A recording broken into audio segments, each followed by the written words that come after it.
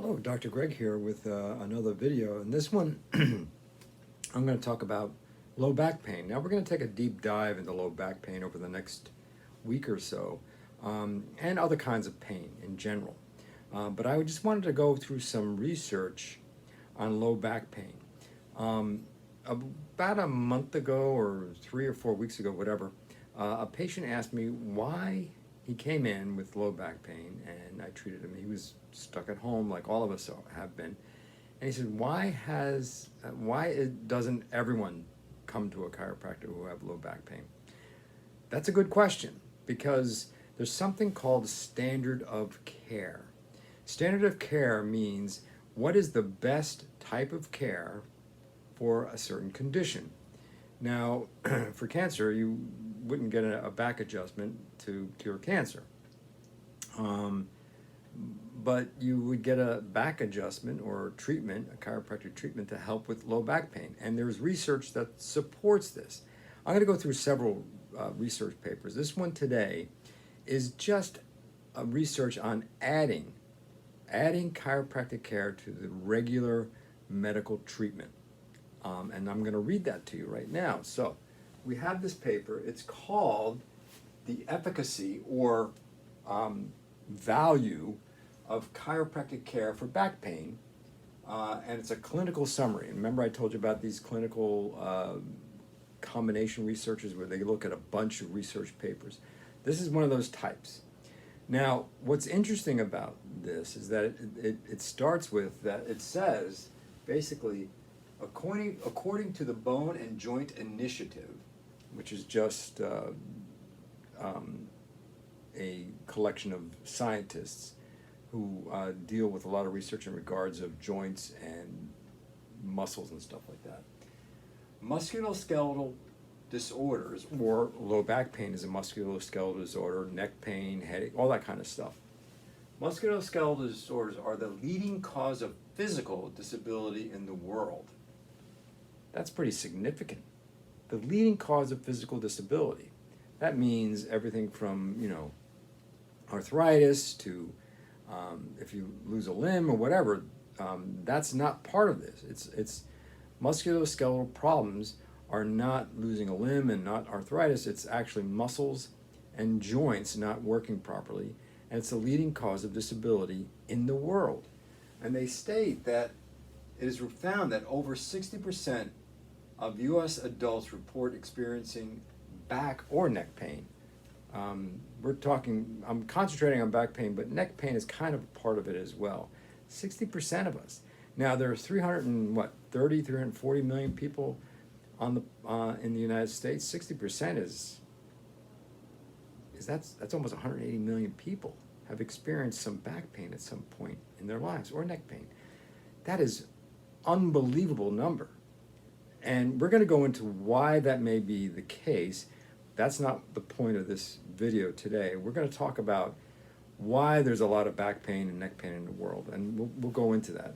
Now, I want to keep reading this. Now, the back and neck pain is severe enough that 25% of those people will seek out care from a medical doctor or a chiropractor. Now, what this study does is it looks at a bunch of different studies that actually combine chiropractic care, like I said earlier, with traditional medical care, and just medical care on its own. It didn't do chiropractic on its own, but it did just medical care on its own or medical care with chiropractic. Now, let's go down to the conclusion of the study. And we're going to go right down to the conclusion of the study here. The results, discussion, conclusion. Now, what they said, that this large multi-site pragmatic comparative effectiveness study found that adding chiropractic care to usual medical care resulted in better participant outcomes.